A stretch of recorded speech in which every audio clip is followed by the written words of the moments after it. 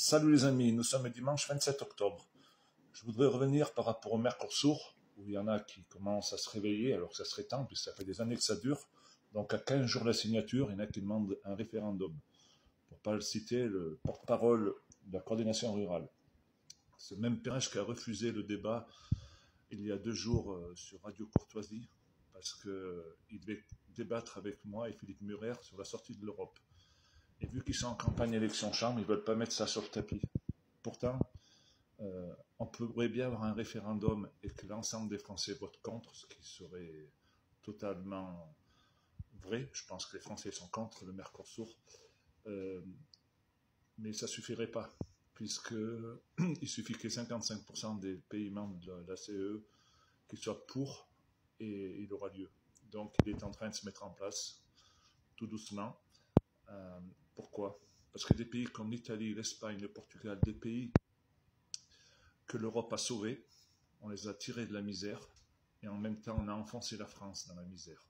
Donc ça a fait les vases communicants. Et ces mêmes pays aujourd'hui sont prêts à nous enterrer vivants parce qu'ils acceptent le Mercosur. Donc qu'est-ce qui va se passer ?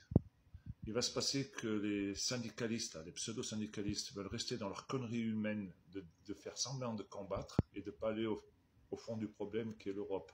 Donc la seule solution, c'est de sortir de l'Europe pour empêcher que le Mercosur et les accords de libre-échange soient signés avec la France. Sinon, ils seront signés.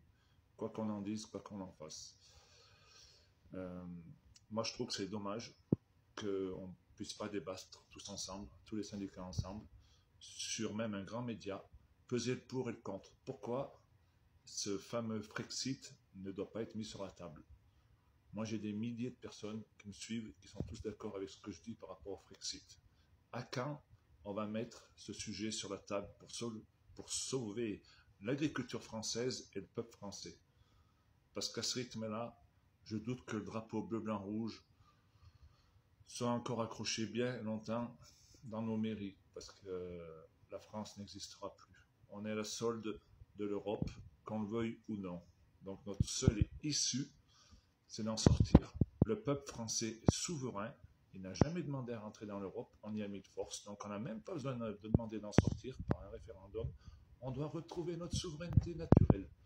Tant qu'on n'aura pas fait comprendre ça aux syndicalistes et aux politiques, eh bien, les paysans disparaîtront à hauteur de, pour le moment, 50 exploitations qui disparaissent par jour, dont 2 par suicide.